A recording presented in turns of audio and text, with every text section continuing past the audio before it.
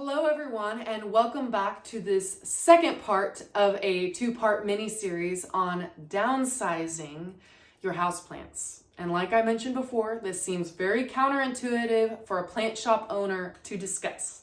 But it's really important for the health of your plant collection and you as a horticulturist, your mental sanity, to make sure that your collection is under wraps, that you are keeping it under control and stress-free. One reason I wanted to talk about this topic in particular this time of year in early November is because several of you move your houseplants out onto a covered deck or patio in the summer months and move plants back inside to overwinter them in the winter months. Now, normally I don't suggest this method because it can involve lots of pest issues, and to be honest, plants really don't like moving environments. If you think about how plants interact in nature, plants aren't moving drastically from one environment to another. They're not people, they don't have legs, they can't walk around. So keeping plants in a consistent environment is really important. So most of my houseplants stay indoors year round. And I know this isn't always possible depending on your growing environment, but it's something good to keep in mind, something to strive for. There is particularly one group of plants that I do move in and out of doors, and that is my succulents and cacti. And I've got a big group here behind me that we're going to take a look at today. But the main reason I wanted to talk about downsizing your plant collection this time of year is because when you're bringing plants in, it's hard to find places for everyone to get the light that they need. They so desperately need to survive through winter months. So downsizing can be a really important task to do this time of year to make sure that your plants that you do hold on to thrive and live through to the next year. Another reason to downsize is simply to slough off any plants that are unhealthy, that have been causing you stress, that you don't really enjoy growing. Because when it comes down to it, horticulture is a hobby. It's a form of escape for you. It's a form of self-care. So really, it's important to make sure that you enjoy it, right? And if there's a plant you're not enjoying, find a friend or, compost. Compost is never a bad thing. So let's talk about my houseplant collection, and keep in mind that everybody has a different growing environment. Everybody has different plants. I'm just hoping that you watching me go through this process will help you get inspired to do it yourself, but also know what to look for, what plants that you should hold on to in your houseplant collection. So let's unearth some horticulture. So first things first, I want to start with my succulents because there's some that look really raggedy and some that I want to keep. I have a lot of succulent bowls where there's multiple types of plants in one planter. So what I'm going to do is I'm going to divide all of the plants up, and then I'm going to determine which ones I want to keep because I might not keep all the succulents. Like for example, this kalanchoe is going really full force and I really love it. And I think that I'm going to hold on to it. The main rub with kalanchoe is that they're very toxic to animals. So I want to make sure that I have a place for it that's out of reach from my cats. And I have one that's been watching this process like a hawk here. So I'm going to pull out my little fairies here that have been keeping my succulents company. And I'm just going to start breaking down this situation. Since I am doing this indoors, it's great to have a little container that I can throw debris into or plants that I'm not going to be holding on to, because where else am I going to throw them? On the ground or a wheelbarrow? I'm in my house, indoor gardening has its challenges.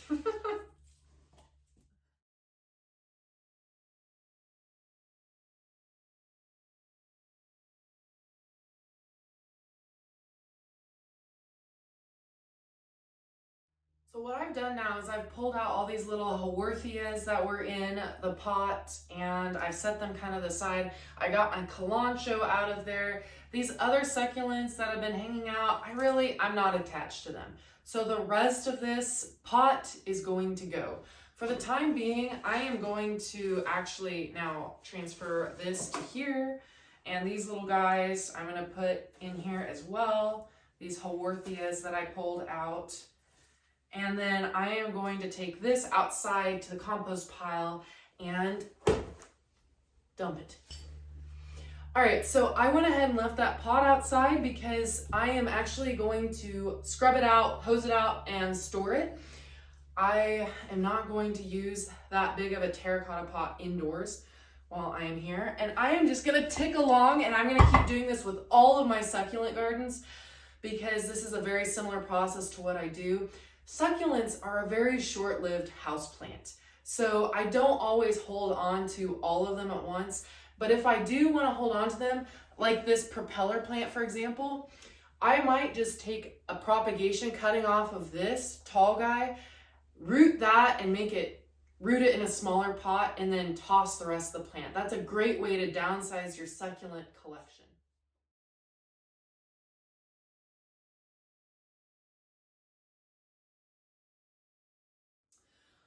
Okay, I have now thrown away any potting mix that was sitting around in those old containers. I now only have bits and pieces of my succulents that I've saved, I pulled out. These two really tall guys, I am actually going to, I'm debating whether I'm gonna keep them. So what I think I'm gonna do is take propagation cuttings of these and root those in under my grow light. But I'm gonna set those aside for now. I actually have 3 really tall ones. This one was too cute to give up, so I'm going to put that in its own little pot. So I have some terracotta pots here that I am going to use. Terracotta is fabulous for succulents and cacti because it's very porous, and so you don't risk overwatering, especially when they're kept indoors. So I've got a bunch of little cute mini ones that we're going to use today. I also have a few grow pots that we can throw some plants in.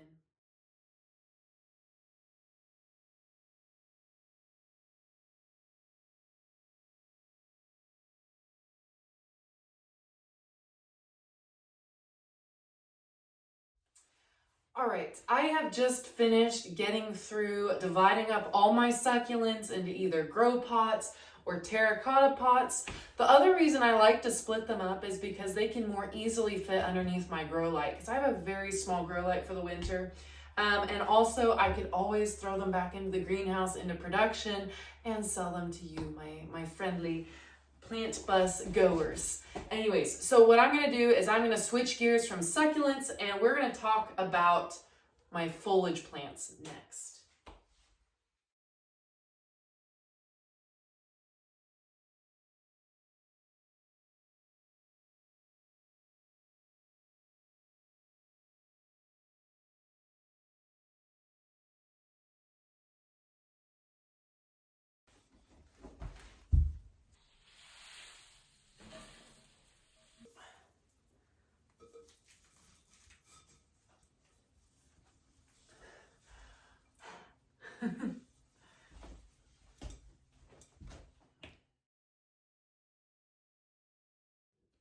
All right, let's talk about my foliage plants because I just finished cleaning up that mess of succulents.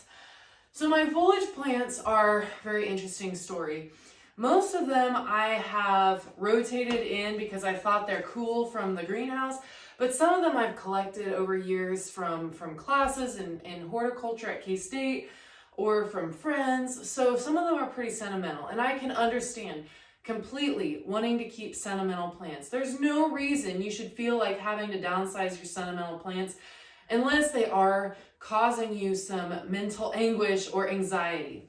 So one plant that one thing I always look for is duplicates. I know how it goes. Propagation is a lot of fun. So duplicate plants like these two mangaves, really, to downsize your plant collection, the best thing to do is get rid of duplicates.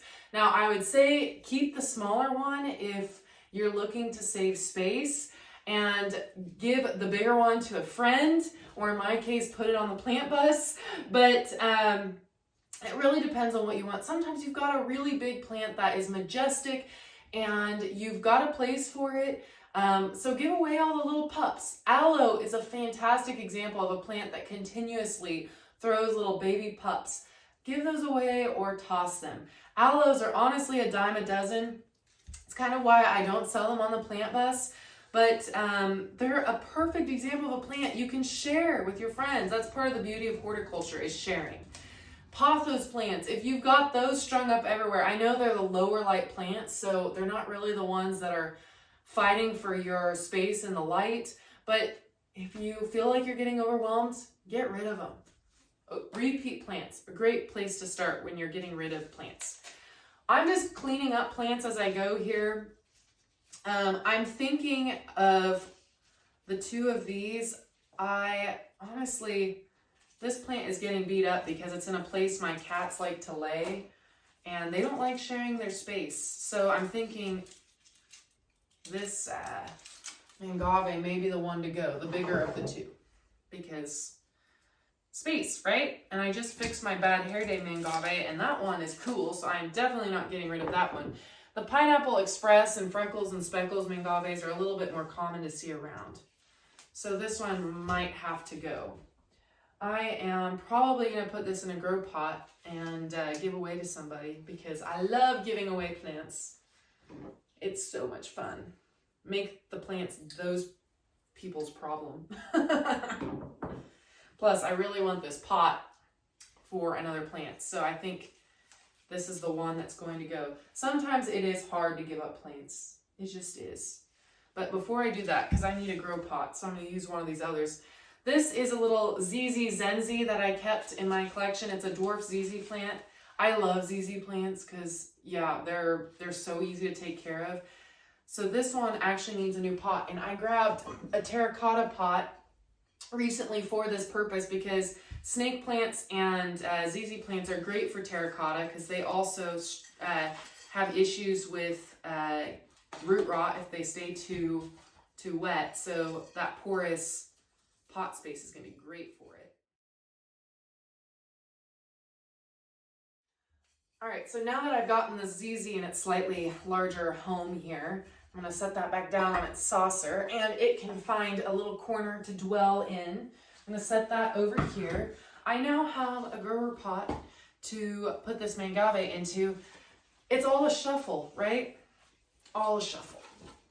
I can get this out of here. All right. Now I have a pot to use somewhere else. I'm a very pot poor person. I don't have a ton. All right, so now this mangave can go to a new home, and it is no longer going to be a problem for space in my collection. And I can grow up this little baby, to be big, just like its mama. So I'm gonna set this aside because we are now done with this plant. Next up here, I have a bromeliad that I'm very partial to because it was one of the first plants that I sold in the bus. However, this bromeliad has no roots. I don't even know how it's really living. They are very shallow rooters, but this should have more roots. So it's on the edge. It might be pretty close to dead. So what I'm gonna do is I'm gonna take the pups off of here, and I'm gonna try to prop those in their own pots. And I'm gonna get rid of the mother plant. Boom. It honestly starts to feel really good when you start minimizing plants. So I am going to grab one of my little grow pots for these guys. I always propagate straight into potting mix because it's a more successful way to propagate plants in general. And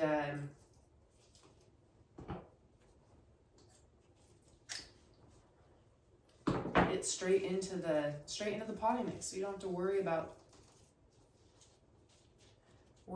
a messy, watery mess. All right, so I'm going to water that in and stick that under the grow light to try to prop those little bromeliad babies. So that one is taken care of.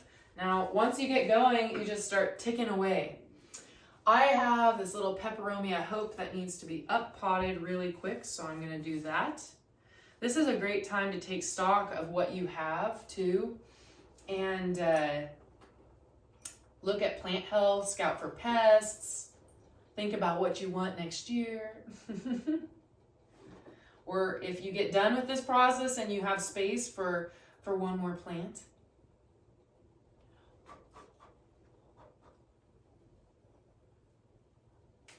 right, that baby is taken care of.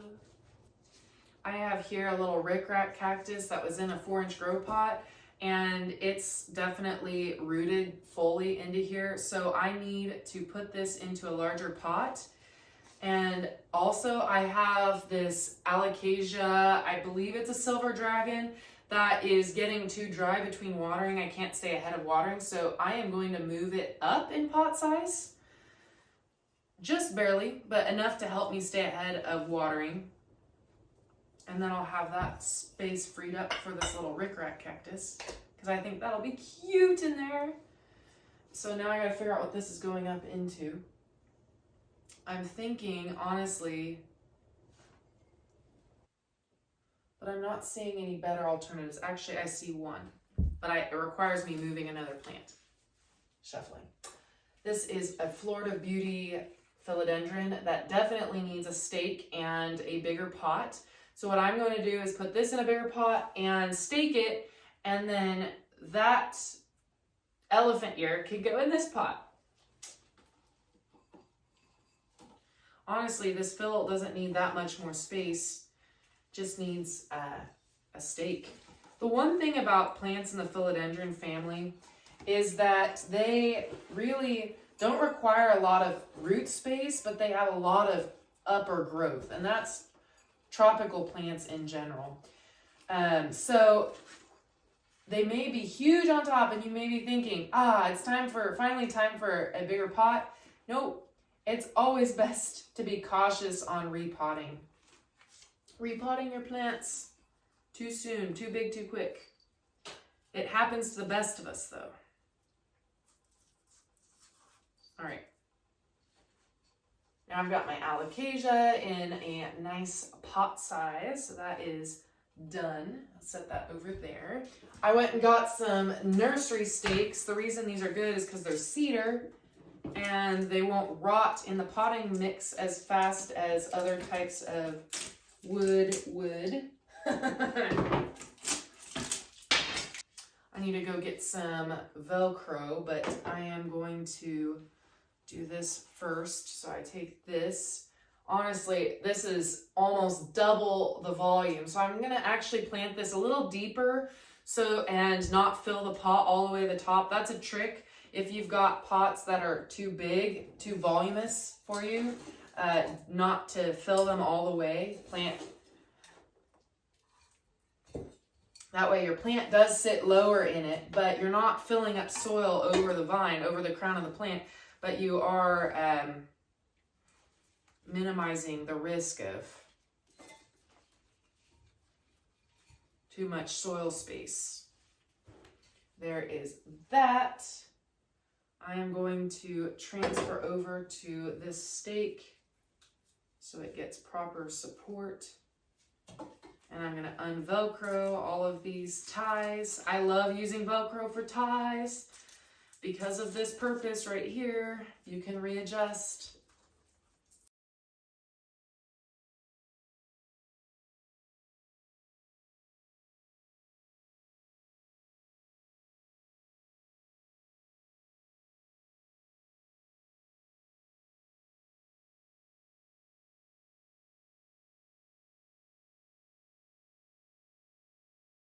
All right, I have finished going through all of these different plants. I'm happy with what pots they're in. I'm getting rid of a couple of foliage plants, and I have 2 plants left that their situation just needs to change.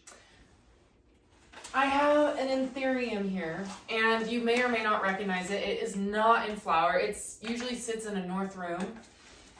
And I have this plastic pot inside this basket, and that functions really nicely. Now, I've had this anthurium for over 5 years, and I'm feeling like our life together has probably run its toll. And I really, really want this pot for my Prince of Orange philodendron back here. It really needs a new pot, a new home. So I think this plant is going to go. I think 5 years has been long enough. And you know, you may think that I am cold-hearted, but really this is for my mental well-being, because I have struggled also with this plant since since day one because I used it for a trial for my old job and did some really not so nice things to it that made it stressed right from the get-go. So this plant is just, it's time for it to go on, to pass on to its next life in compost and feeding plant life in the future. So this plant is going to go, and then I'm going to use this pot for that philodendron, and life is going to be happy. So now I'm just going to move this philodendron. The fill really needs staking. I have this little puny little orchid stake for it. And I always tell people, philodendron hybrids don't necessarily vine. They do kind of keep stacking their leaves though, so they do have an unwieldy habit that you eventually may want to stake to help support the plant. This has been in this pot for probably 3 years, so it is overdue for an upsizing. And I'm looking at this and thinking, man, this is quite a large upsize and pot. So I'm gonna make sure that I don't go use the entire volume of this pot. I'm gonna just fill it about halfway with soil, and then I will readjust it next spring. So as you can see, this plant is really not got a ton of roots for the amount of plant that is on top. And that goes right along with what I've been talking about. Not a ton of roots for a lot going on top. That is the name of the tropical game. But it definitely proportionately could fill this pot space, this pot area. So what I'm gonna go ahead and do is just lower it in to about this depth and pot it up.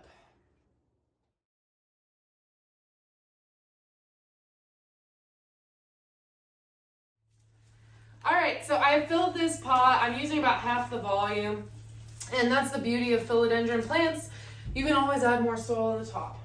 So I've got a stake, and I am going to train this sucker up. If I can get this down in here. All right, right there.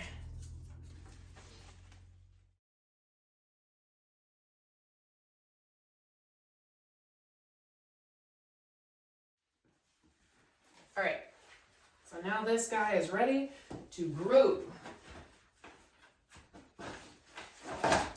All right, so I think I have tamed my plant collection down. I've tossed about 5 plants out of my foliage collection. Several succulents went away. My succulents got condensed and look so much better.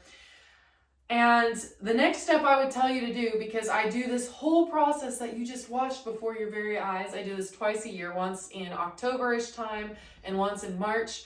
If I were doing this in March, I'd add slow release fertilizer pellets to the soil. But since it is fall time, I am going to add systemic insecticide granules. This helps keep thrips populations to a minimum. Issues like that and any munchers that may have lurked and come in on my outdoor plants. It doesn't work on all pests. It does not work well with mites or mealybugs, but it does knock off a few common ones, so that's good to keep in mind. So I'm going to do that with my plants next. I'm going to put them in their respective places, and I even have a couple of pots left over that I am going to fill with plants because I have a set number of pots, and that's the number of plants that I get to keep in my house. Unless my cats break one, then I get a new pot. You all know how it goes. But if you go through this whole process at home and you find that you have a few pots laying around that you could use a plant or two, you know where to go, right? The Plant Bus, of course. So that's all I have for you in this second part of this little mini series on downsizing your plant collection. If you have any questions, as always, drop them in the comments below. And make sure you hit like and subscribe so that you can be notified when new content comes live. And let me know what plants or what videos that you like best. So anyways, all right, I think that I have talked enough and demonstrated enough. So without further ado, you've been watching Unearth Horticulture.